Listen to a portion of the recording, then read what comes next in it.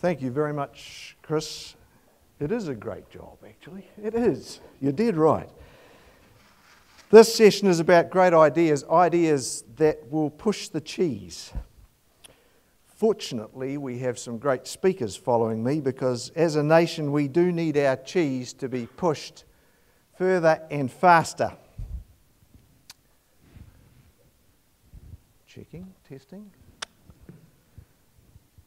It's not good to look backwards. I know that's true, Andy. I promise I'm not going to spend long on this, but it's important to shift our awareness about our economic position from what one might term the boiling frog level of awareness to the burning platform level of awareness.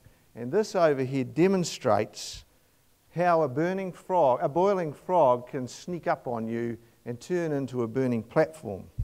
In 1970, we had the same GDP per capita as Denmark. By 2009, we had fallen 26% behind. That has on-flow effects far beyond the economy, but into the health system, the education system, the ability to fund infrastructure, all those sorts of issues.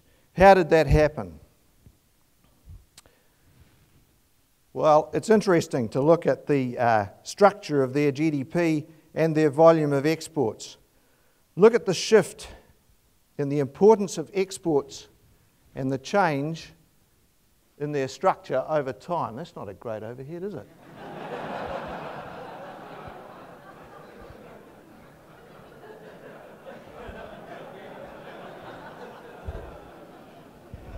You can see why dropping the word technology out of our names and has caused this kind of problem. We're now...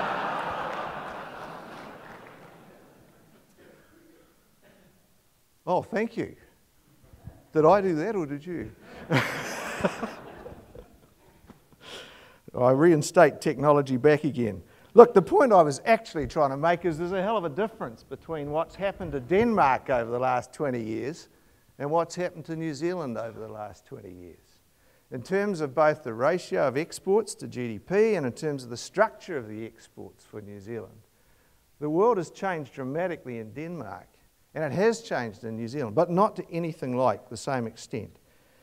Correlating those changes with the GDP per capita change tells a story about what we need to do.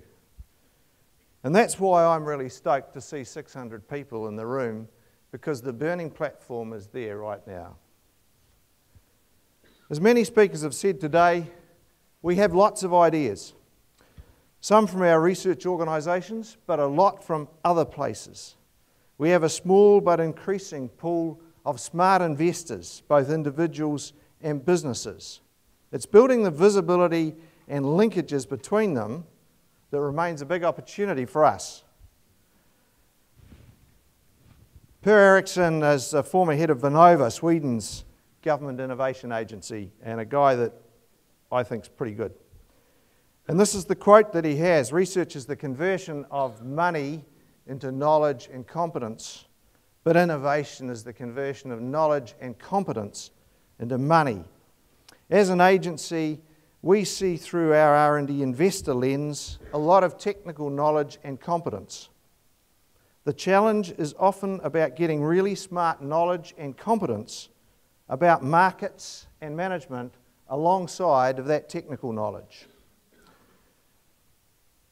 To get that to happen, we're increasingly looking to see us act as one city, to match the smart investors with the ideas creators on a national basis to get scale.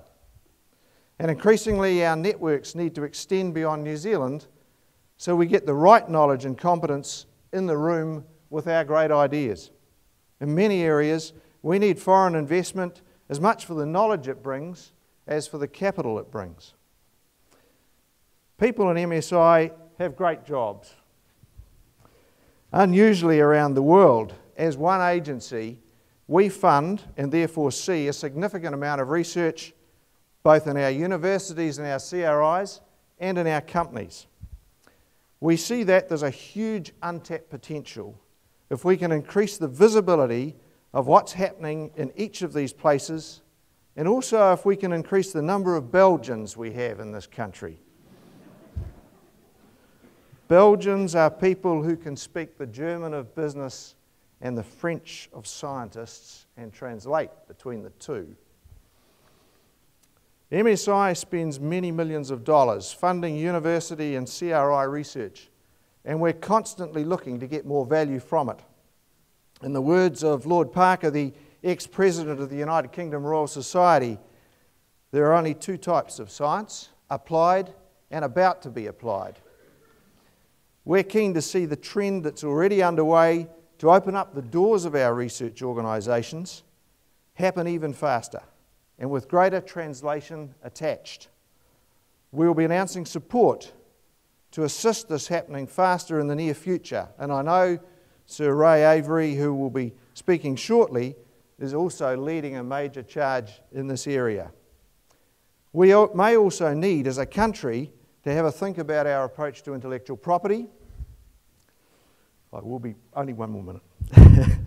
Intellectual property, and we're certainly looking at the roles of applied scientists and engineers in assisting to look at both the worlds of science and business and bring them together. We have recently announced our funding support for 50 businesses to employ postgraduate interns to undertake new R&D projects. These interns will become our Belgians of the future. We applaud initiatives like that of the Icehouse and Sir Ray, and I would be remiss if I did not end up saying, you can't sit in my job and see what I see and not be incredibly optimistic about the economic future of this country. Finally, as Peter Crisp said, we're from the government and we are here to help you move the cheese. Thank you very much.